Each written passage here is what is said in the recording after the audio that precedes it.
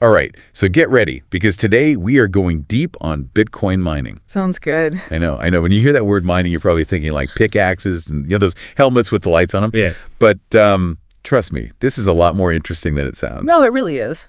It's much more about powering this whole network, the Bitcoin network. Think of it like the engine room of a ship, keeps everything running. Okay, so let's get into it. What is Bitcoin mining exactly? So at its core, it's all about verifying transactions and adding them to the blockchain. Right. That permanent public record of everything that happens with Bitcoin. Yeah. And miners use these super powerful computers called ASICs to do this. ASICs. Okay, that sounds pretty intense. Oh, they are. They can do trillions of calculations every second. Wow. And they're constantly competing, racing against each other to solve these crazy math puzzles. Wait, puzzles? I thought we were talking about money and computers, not Sudoku. Well, it's a good analogy, actually. The way to think about it is all these miners are competing to solve these puzzles, and the first one that gets the answer gets to add a new block of transactions to the blockchain, to that permanent record. Gotcha.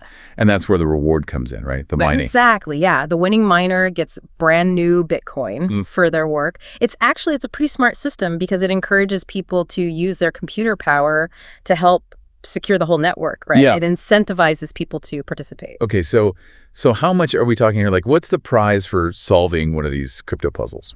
Well, it started out really big. Back in 2009, when, Bitcoin was just getting going, the reward was 50 Bitcoin per block.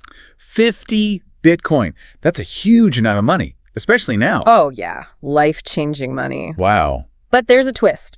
Yeah. Every 4 years, something called a halving event happens, and the reward is cut right in half. So it's built in to kind of control inflation and make Bitcoin more scarce over time. So the rewards are getting smaller over time. That seems like it could be a problem for the miners. Yeah, it's a balancing act. Right now, the reward is 6.25 Bitcoin per block. Okay. And then after the next halving, it'll drop to 3.125. Wow. But you got to remember, as Bitcoin gets more scarce, its value tends to go up. Right. So that can kind of balance out those smaller rewards. I can see how that would definitely make it attractive to those long-term investors Right. who really believe in the future of Bitcoin. Yeah, yeah.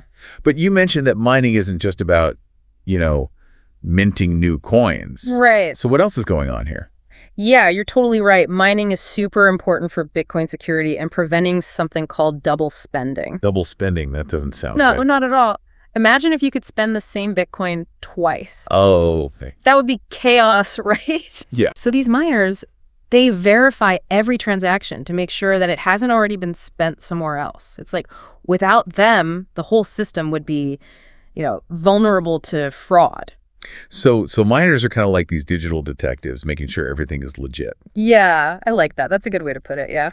But wouldn't it be easier to just have like a bank or some central authority doing this? Wouldn't that be more efficient? That's a great question. And it kind of gets to the heart of what makes Bitcoin so different.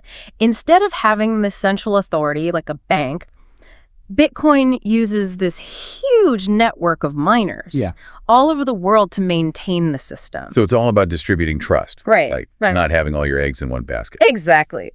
Power and trust are spread out across the network. Okay. But remember, the learning doesn't stop here.